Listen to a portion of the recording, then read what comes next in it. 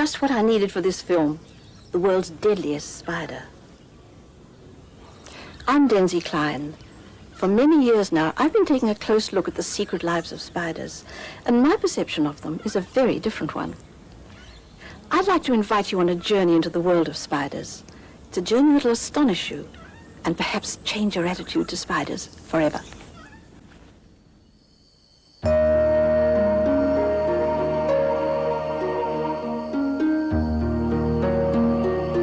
While spiders themselves are usually disliked, their webs can often inspire us with their beauty, and the weaving of an orb web is the ultimate in spider craftsmanship.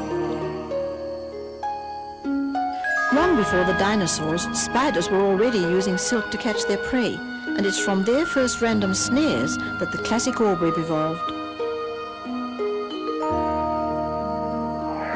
To start a new web, the spider lets out a strand of silk to be carried by air currents to a point of attachment.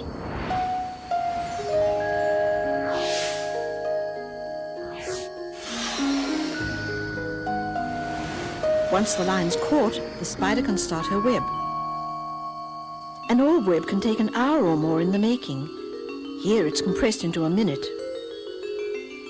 First, the spider lays down a set of lines radiating from a hub, rather like the spokes of a cartwheel. Next, a wide spiral scaffolding holds those radial lines in place. The spider moves inwards now, laying down a much tighter spiral. She's using the sticky silk that'll glue her victims to the web. The scaffolding, no longer needed, is eaten by the spider as she goes.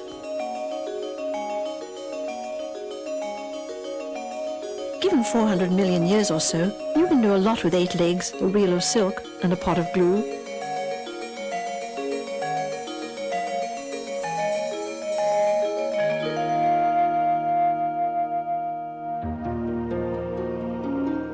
The webs of different kinds of spider can vary greatly, and each carries the unmistakable signature of its maker. Perhaps a few lines of embroidery.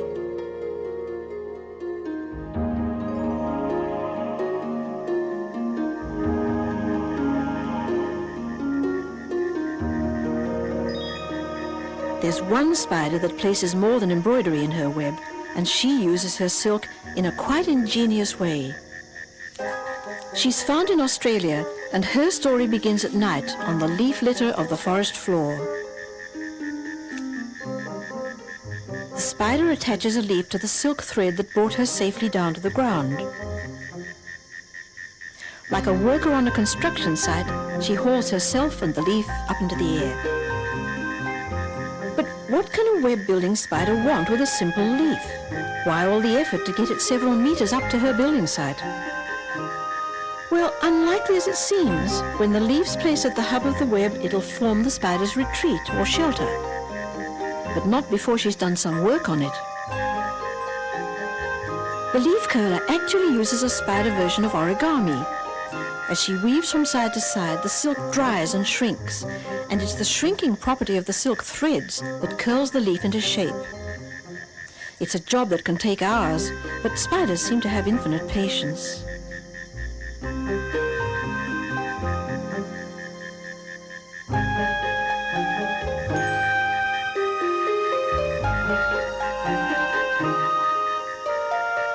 Now, with her shelter completed, the spider can turn her attention to the getting of food. So she's setting up her permanent insect trap right outside her front door. She uses her legs to span and measure the intervals and attach the sticky silk to each radial line in turn. Web spiders have extremely poor sight. Amazingly, it was by touch alone that the spider found her leaf and changed its shape. It's by touch alone now that she weaves the intricate fabric of her web.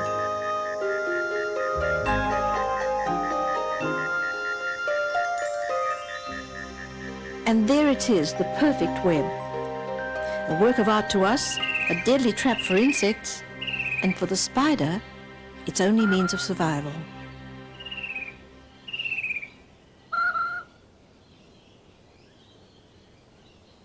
Origami's fine if you've got the time, but some leaf curlers are lazy. So what's wrong with recycling an empty snail shell?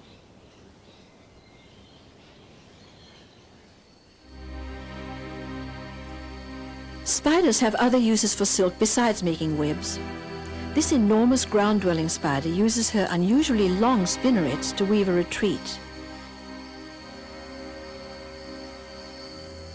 Spiders have a number of silk glands in their abdomen, each producing a different type of silk. The spider simply controls which silk comes out, depending on the purpose.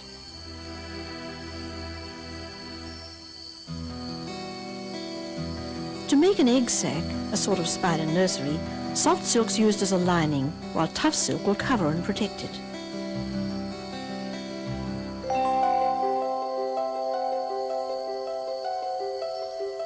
A silk thread can be used as a safety line if the spider misses its mark. Silk's also used for communication between the sexes.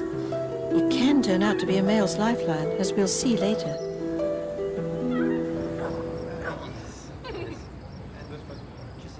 In an Australian suburb, as people retire for the night, a large female spider comes out of hiding and displays a unique use of silk. Dinopus, the net-casting spider, gazes into space while her long hind legs work rhythmically below. She's weaving the first stage of an ingenious catching device.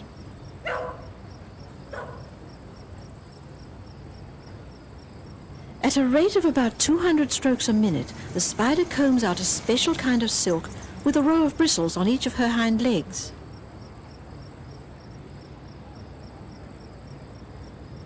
The combing action can be seen here in slow motion.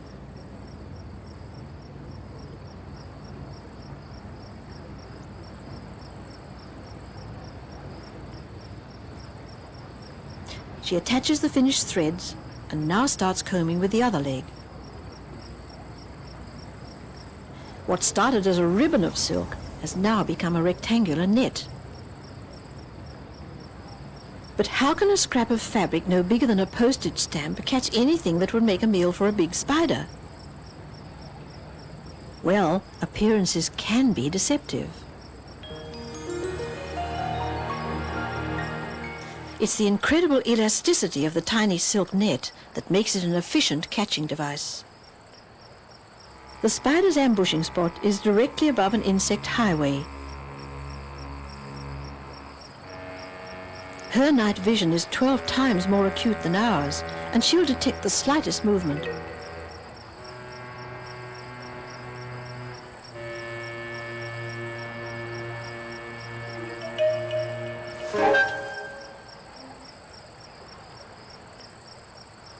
Dinopus's special silk has a fuzzy texture. It entangles whatever it touches.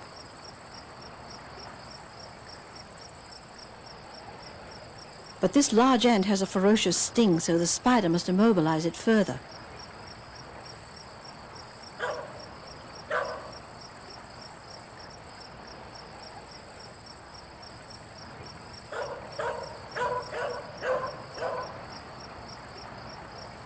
Dinopus can make several catches a night, but for each one she has to weave a brand new net.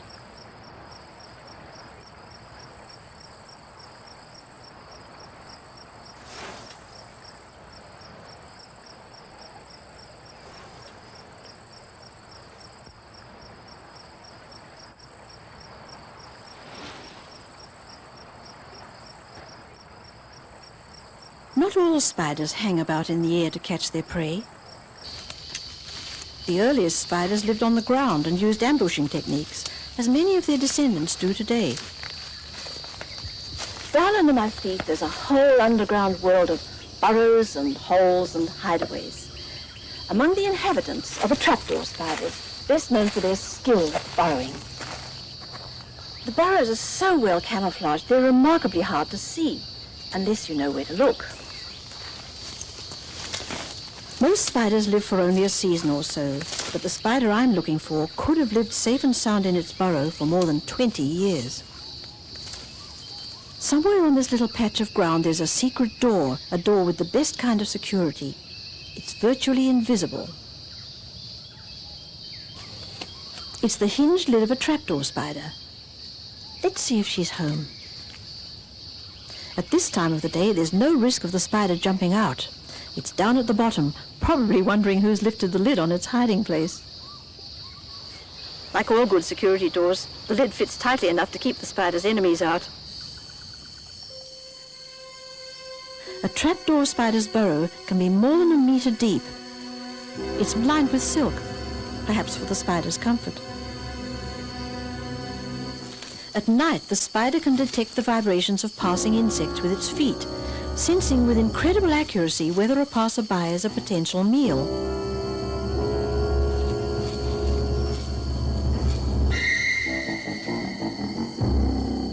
All spiders are carnivorous, and most kill their prey with venom injected through their fangs. These spiders can go without food for months if necessary, but on a good night, some strike it lucky.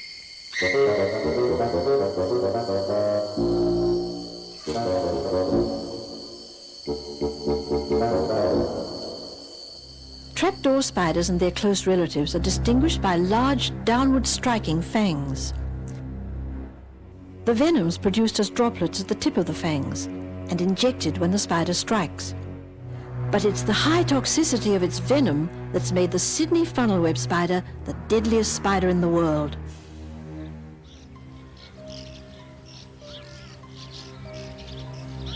Funnel webs live only in Australia, hidden in burrows under rocks and logs.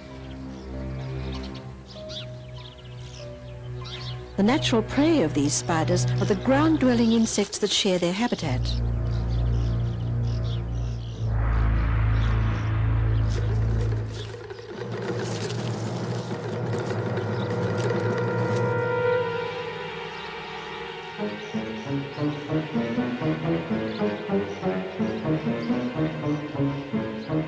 The venom of the male Sydney funnelweb is 5 times more toxic than the female's.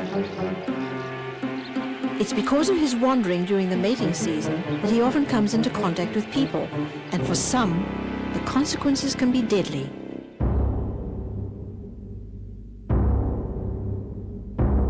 Many people have died from the bite of this spider. It's taken decades of research to find an anti-venom and reduce the number of fatalities.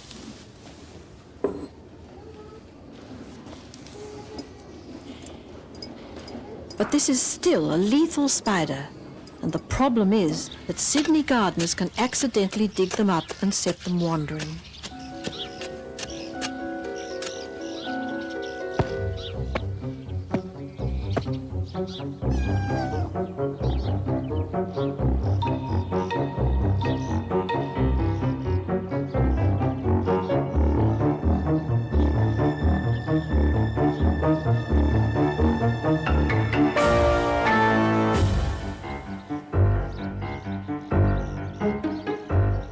This may look like a dangerous game, but the cat's not actually at risk.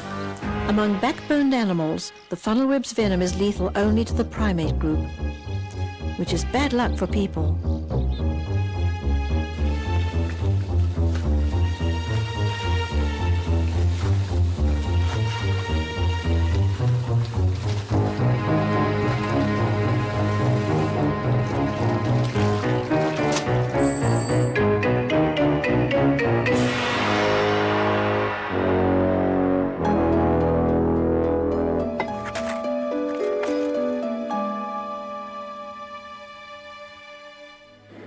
Research into the Sydney funnelweb's venom continues. It's unfortunate that by encroaching on the spider's habitat, we have put ourselves at risk. There's another dangerous spider common around Australian homes, a subspecies of the notorious black widow of America. She's the redback, seen here with her egg sac. The redback's permanent insect trap is made up of extremely strong vertical threads, beaded at the base with a contact adhesive. It's a minefield, a maze with no way out but death, and insects enter at their peril. This ant seems to have some misgivings. She's cleaning her antennae, the sense organs that warn her of danger. Perhaps she's aware of the assassin waiting above her.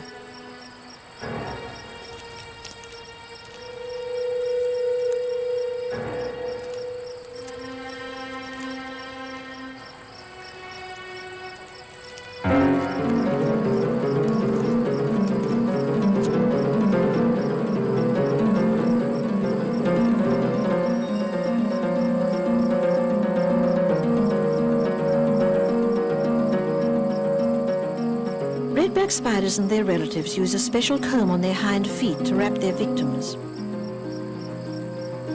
In slow motion, we see the silk as a ribbon of rainbow colors. To the ant, it's simply a shroud.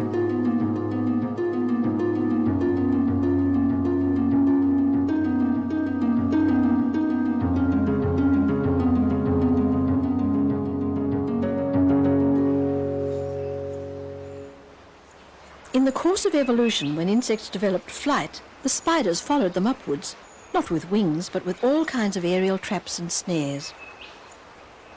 Species of Nephila are found in warm climates everywhere, and they're among the biggest spiders in the world.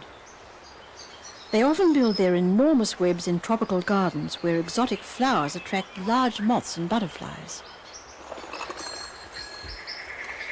This giant spider builds a web so large and strong it's been known to trap small birds, but it's actually designed to catch large insects.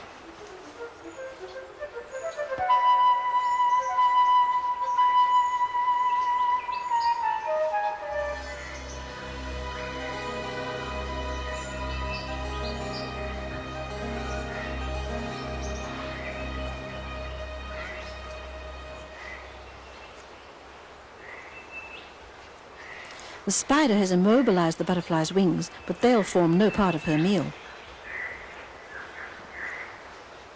Slow-flying insects are easily caught, but with such a web, even the world's fastest flying insect, a dragonfly, can be stopped in mid-air.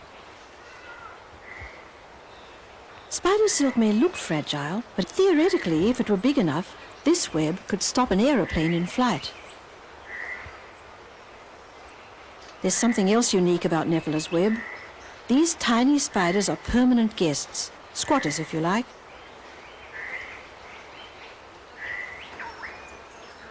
As a rule, anything moving about in a spider's web is likely to get snapped up, but this is a special case.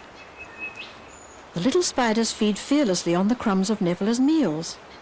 It's an association between two species known as commensalism, which simply means feeding at the same table. The commensals clear the web of tiny, unwanted insects. In return, they get to share the real feasts with their giant hostess.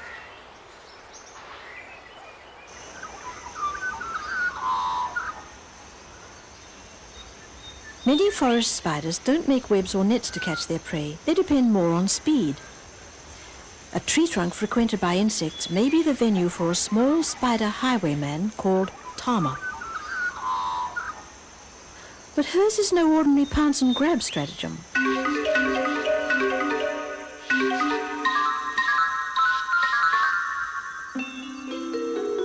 By slowing down the action, we can see how she contains the ant between her two tail-like spinnerets. She girdles the ant with silk to immobilize it. Only then can she safely move in for the kill, biting her victim before she eats it at leisure.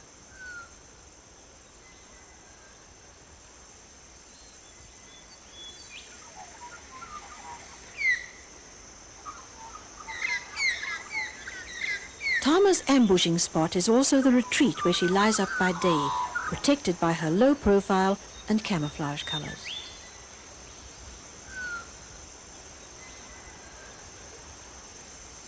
While Tama whirls, another spider uses a different technique.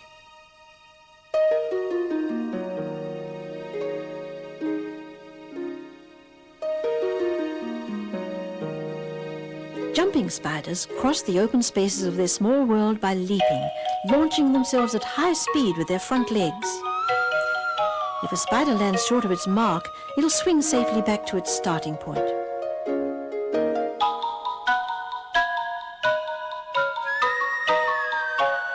Jumping spiders are the extroverts of the spider world.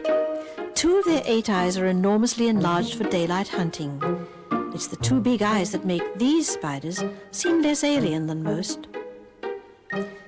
Jumping spiders are found all over the world. Many of them are strikingly colored, but because they don't make webs, and most of them are under a centimeter long, they're often overlooked.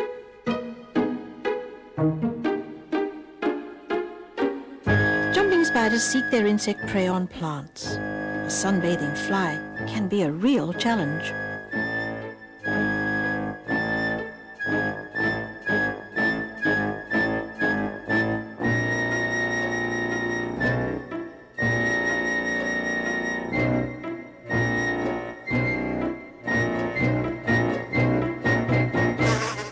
That fly was too fast even for a jumping spider.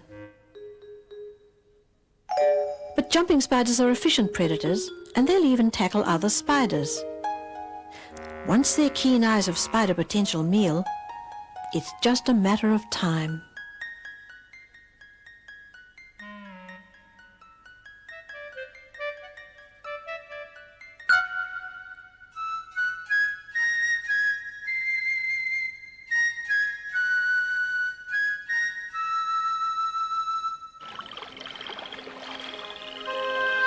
Spiders have exploited all the surfaces of the earth except the deep oceans.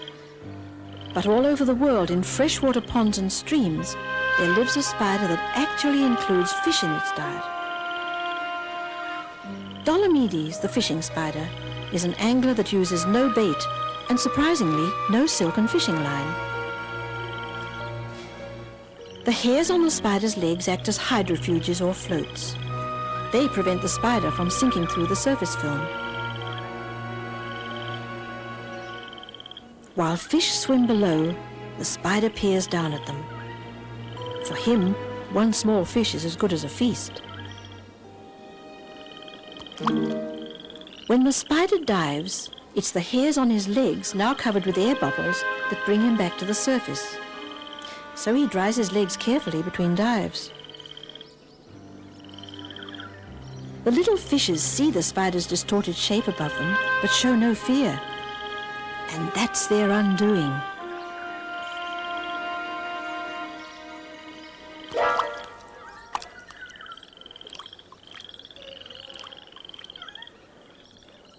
Spiders can't eat solid food. They must crush their prey and pre-digest it, then suck it up as a liquid. This one's turning his catch into fish soup.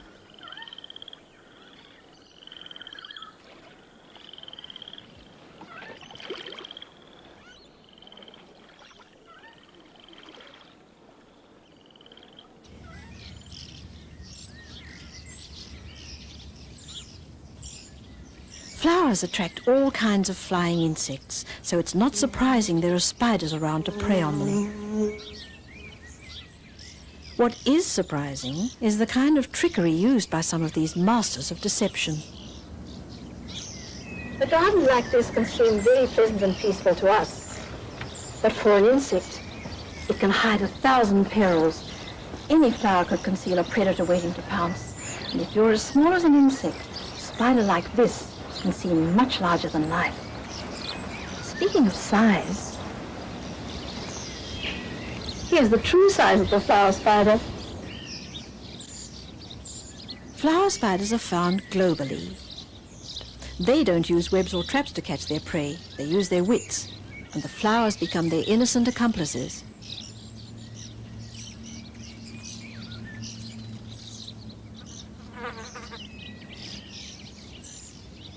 Insects that visit flowers by day have keen sight for color and movement. So the spider must blend with the color of the flower and sit absolutely still.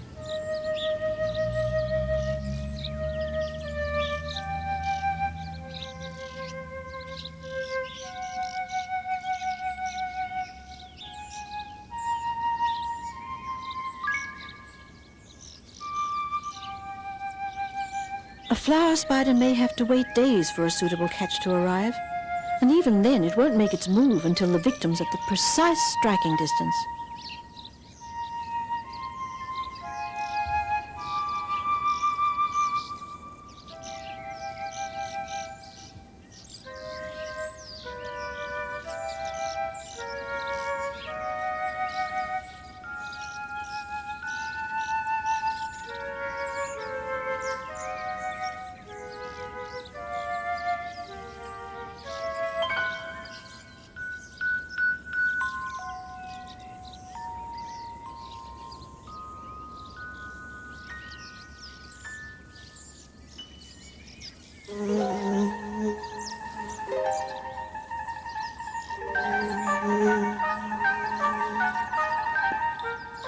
flower spiders will even catch insects much bigger than themselves. Daisy flowers are perfect ambush sites.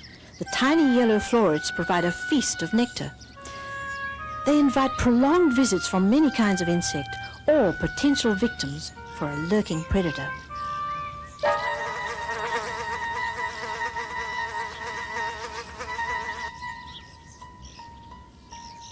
The spider's camouflage is so good it even fools this butterfly into landing on it.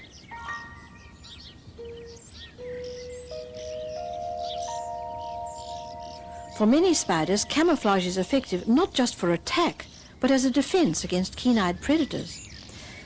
The idea is to pretend you're anything but a spider, and it works, so long as you don't give the game away by moving.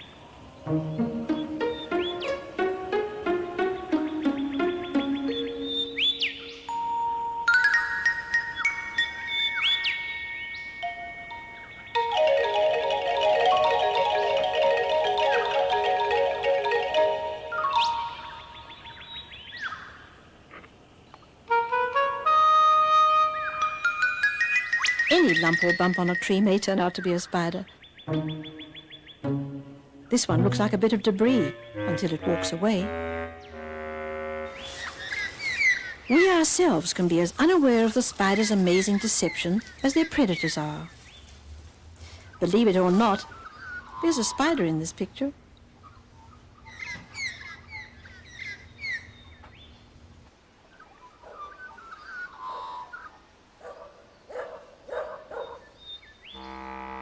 The flat shape and camouflage pattern of Pandacetes help to conceal it. Hairs on its legs hide the shadow that might otherwise give it away. In this case, the disguise is not just for defense, as a tiny bark mantis is about to find out.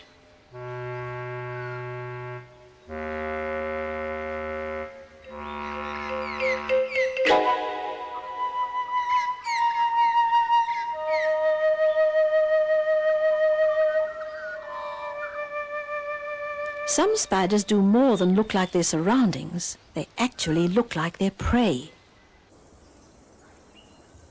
You can tell this is an ant by her 2 antennae and her 6 legs.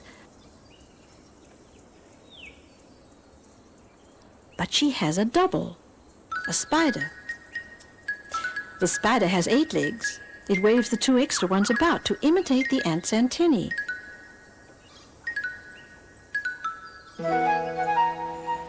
There are many different species of ant-mimicking spiders in Australia, and each one specifically mimics the ant it preys on. No one knows quite why this particular ant mimic performs such elegant eurythmics. Perhaps it's to attract the ant's attention.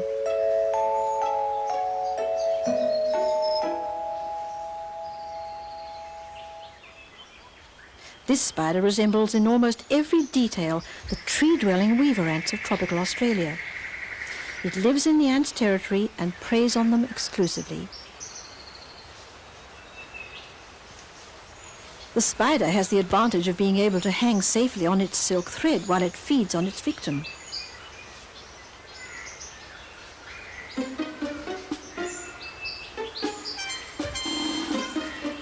But living in enemy territory with the numbers stacked against you is risky. These ants are ferocious hunters. The spider's wary of the ants patrolling above. When things get too hot for it, the spider drops on a safety line. It rarely happens, but this time the hunter becomes the hunted, and the spider's the loser.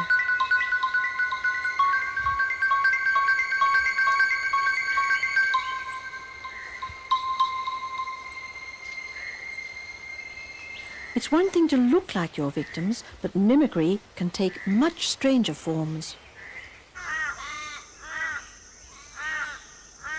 Australian meat ants live in large mounded nests at the centre of well-worn foraging tracks.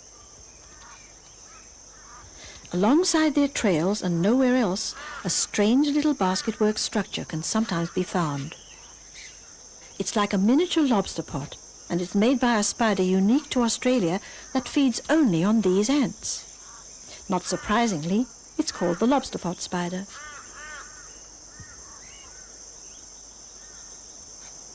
Meat ants forage for food on the vegetation around their nests and trails. Sooner or later, one of the foraging ants comes across a lobster pot and investigates.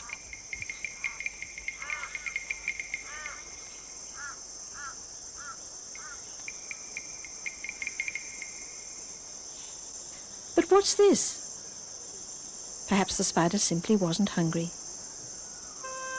Another ant investigates, and this time the spider comes out.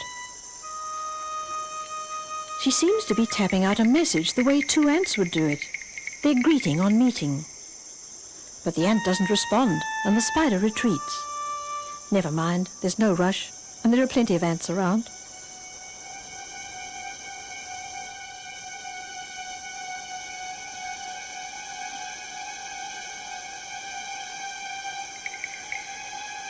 Again, the spider taps out her tactile message and lures the ant into her parlor.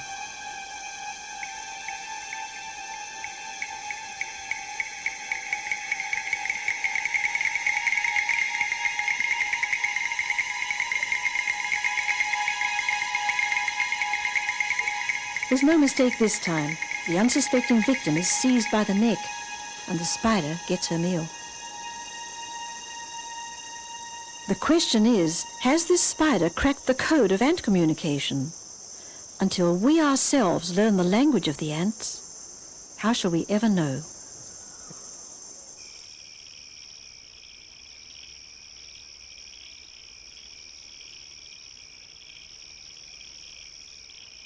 Of all the spiders that hunt by night, the Australian magnificent spider wins the prize for deceit. She catches her prey by an astonishing confidence trick. The magnificent spider is a renegade orb weaver. What she's combing from her spinnerets is all that's left of the classic web of her ancestors.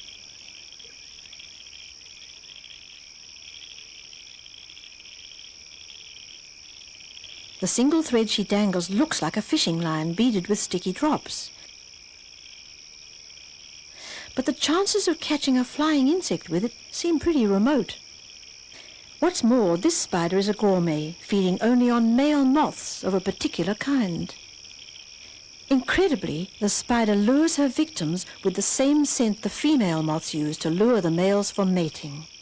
You could say she's stolen their secret formula to use as a decoy. When the male moth homes in on the scent, the spider is already swinging for her supper, and her trapline turns out to be more than a fishing line.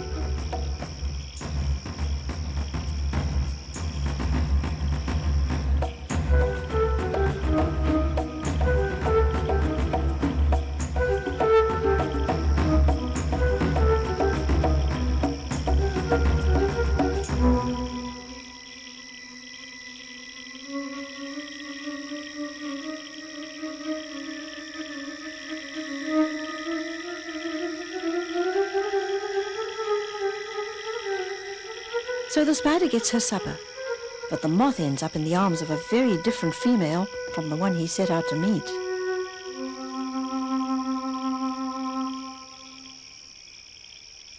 One of the mysteries surrounding this spider is what actually triggered her off to start swinging her trapline. One night, a passing car gave me the clue. It was sound.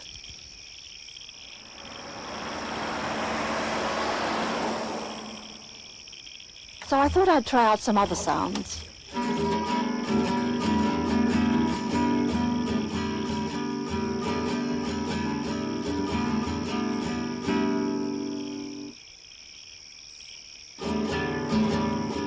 Of course, what the spider really responds to is the vibration of the approaching moth's wings. But I thought I'd experiment with some different frequencies.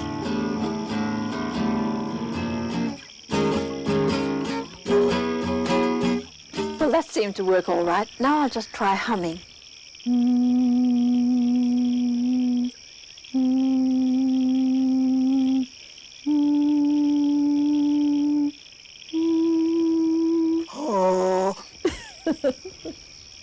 I don't think she liked that very much.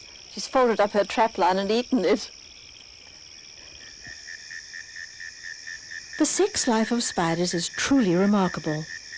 Before a male goes in search of a female, he has certain preparations to make. On a special thread called a sperm web, this large-jawed spider is depositing a droplet of white sperm fluid.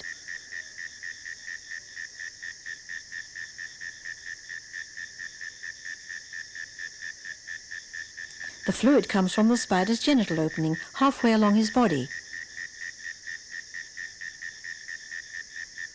Now he picks the droplet off the sperm web and sucks the fluid into the special mating organs at the tips of his palps or feelers. It's with these that he'll apply the sperm to the female. For all male spiders, the reproductive process involves what can only be described as masturbation, followed by artificial insemination of the female. But directly after sperm induction come the rituals of courtship that are vital to a successful mating. Down in the grass, 2 lynx spiders are starting an affair. For all spiders that hunt actively by day, courtship is highly visual.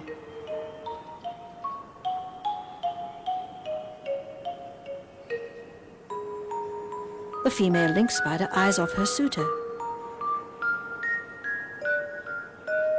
They say some females like hairy legs, but 8 of them?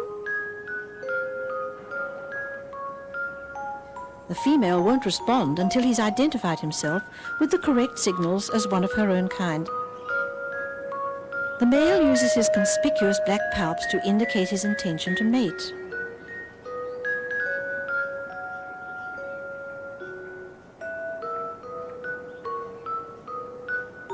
He does this by tapping the female with his front legs and waving his palps.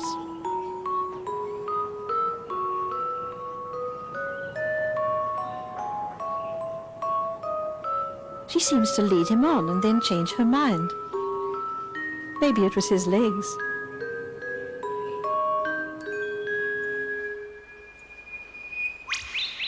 It's among the little jumping spiders that the most elegant rituals of spider courtship can be seen.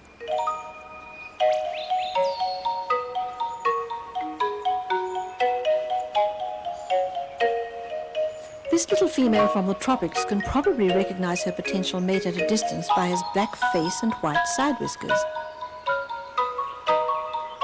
But he still has to establish his identity, not with his palps this time, but with his distinctive black legs.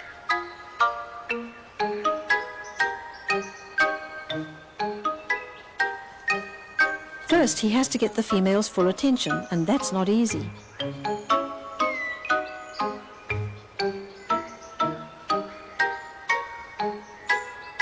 He's persistent and follows her. The male makes his approach with precise ritualized movements of his front legs, like sending a semaphore message.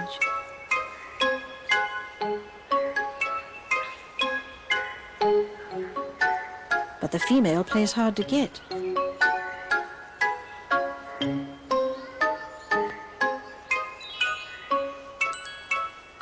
The rituals of courtship and mating are unique to each species. Eventually, this little female lets the male approach and stroke her head. This puts her into a trance-like state, and the male is able to tilt her abdomen and proceed with mating.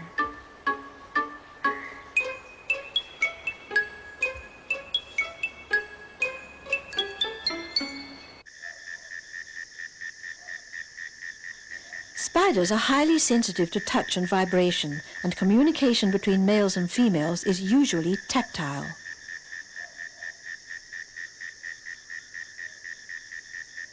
This male netcasting spider is on the line to an unmated female. He's fully prepared for mating, and he's presenting his credentials in the special language of his kind. And it's worked.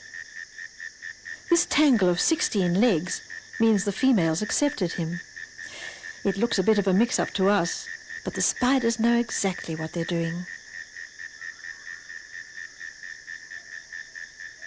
The male's applying one of his fully charged palps to the genital opening on the female's underside.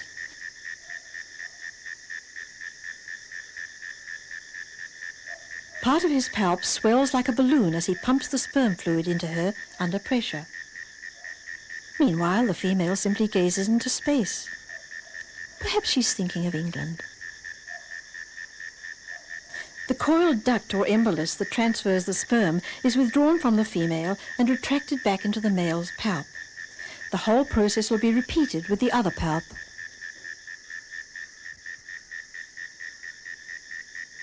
Female spiders need to mate once only. They can store enough sperm to fertilize several batches of eggs.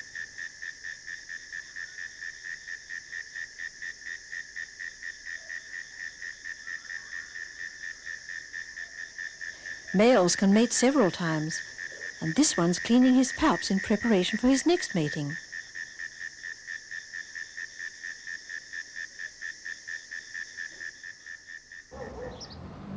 Many people believe that female spiders always eat their mates. When the sexes are about the same size, there's little risk. But the female St. Andrew's cross spider is a giant compared with her mate.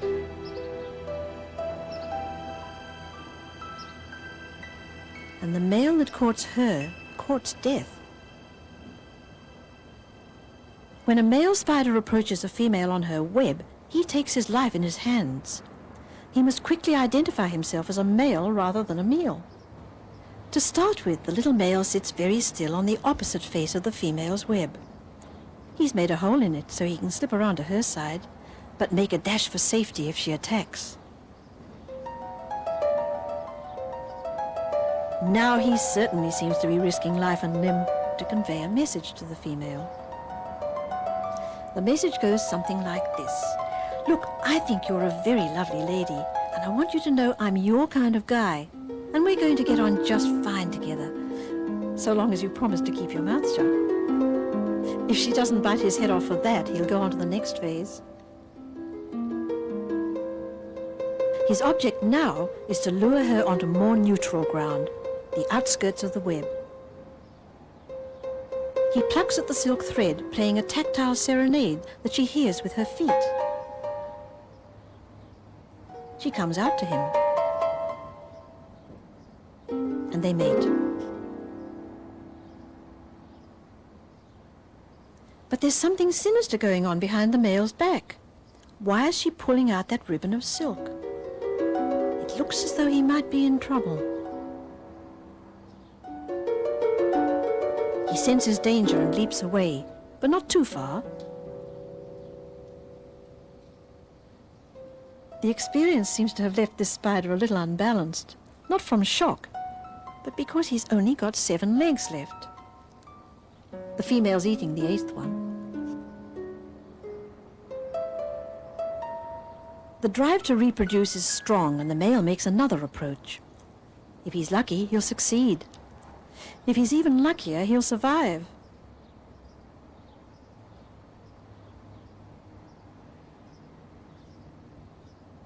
One thing is certain, a male St. Andrew's cross spider is unlikely to die of old age.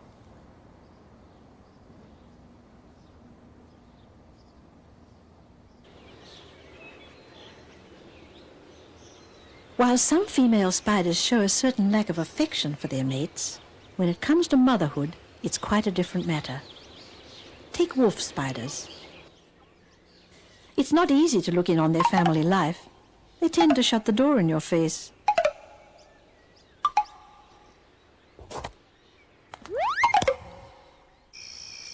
So it's best to look for them at night by torchlight.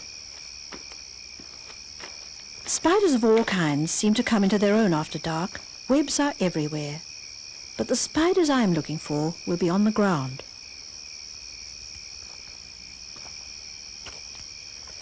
The best way to spot these tiny hunters of the night is to hold the torch right up close to your eyes and shine it on the ground. You could see something quite intriguing. Like their namesakes, wolf spiders are active hunters that run down their prey. In the torchlight, the spider's eyes light up like lamps.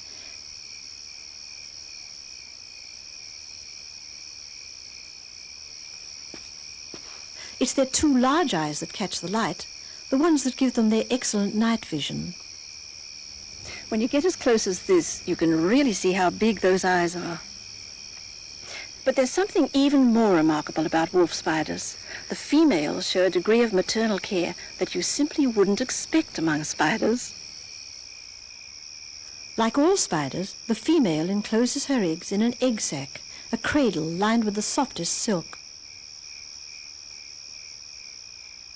The best way for this active spider to keep an eye on her future offspring is to drag them behind her wherever she goes, rather like pushing a pram in reverse. But few spiders risk putting all their eggs in one basket. A magnificent spider has finished the first stage of her egg sac.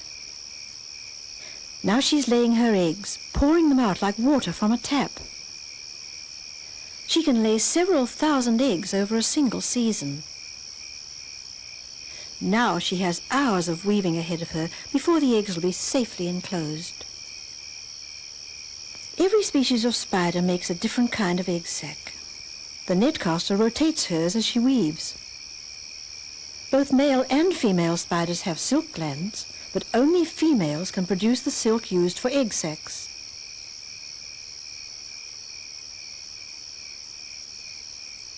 This female seems to have a marvelous eye for symmetry, and yet she sees nothing of what she's doing. Her only guide is her sense of touch. As she progresses, she uses several different kinds of silk. The final layer is colored for camouflage.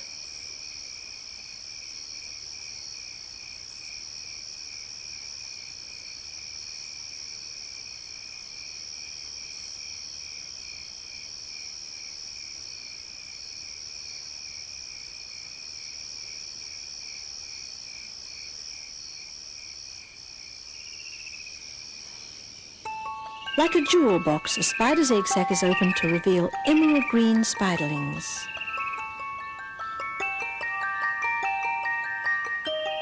The newly hatched spiderlings stay close to their abandoned nursery until they've molted. There's a certain safety in numbers.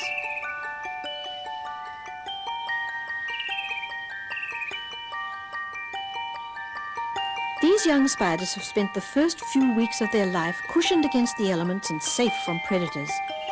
Very soon now, they'll be taking their chance with both.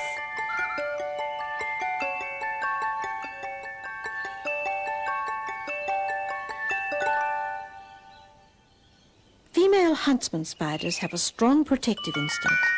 They guard their young ones and even provide them with food as they cluster around her mouth. Any disturbance and the whole cluster reacts in unison.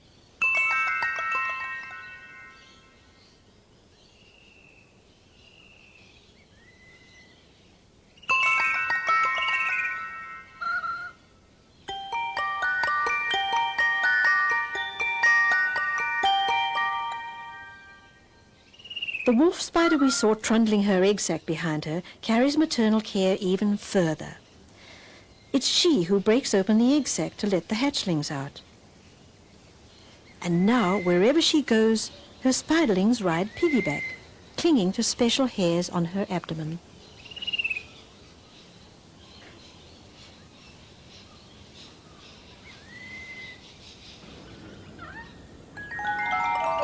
As season follows season all around the world, new generations of spiders explode into life and disperse.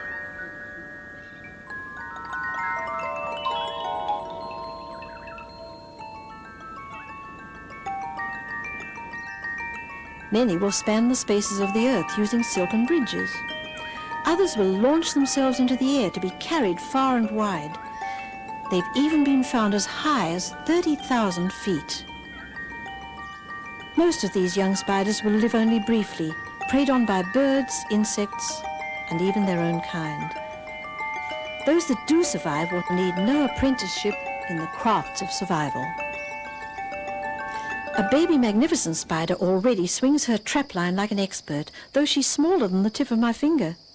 And guess what? The scent she's using now lures a much smaller kind of male moth.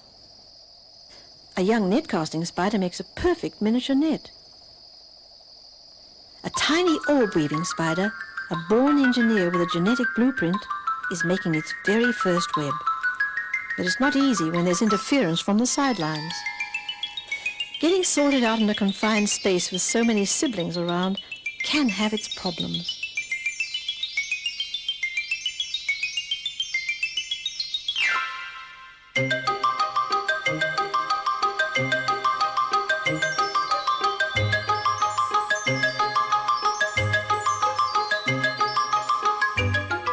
But soon it all goes like clockwork.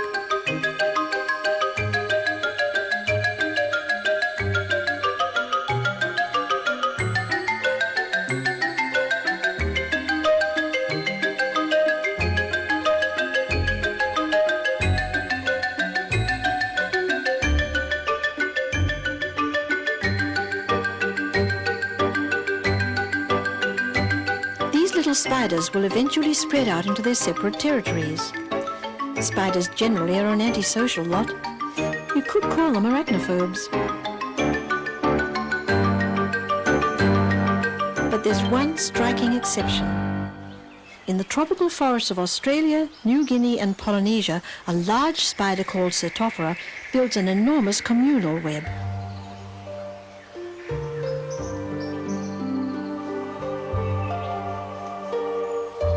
One of these communities may contain many hundreds of spiders, each with its own closely defended territory and its own orb web. But the webs are densely linked together to form what looks like a giant mist net.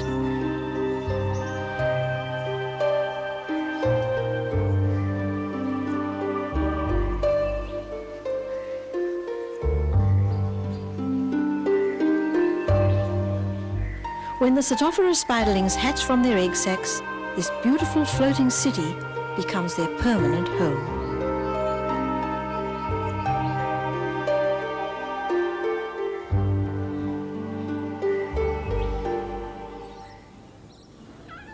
Well, that's the world of spiders. You know, it always surprises me that spiders are so universally feared when out of 40,000 or so different kinds of spider in the world, fewer than a dozen are potentially dangerous to humans. When you think about it, we really owe spiders a debt. They are undoubtedly our best and safest form of insecticide. But for me, as a long-time traveller in the world of spiders, it's been a privilege to share with you just a few of the secrets of their extraordinary lives.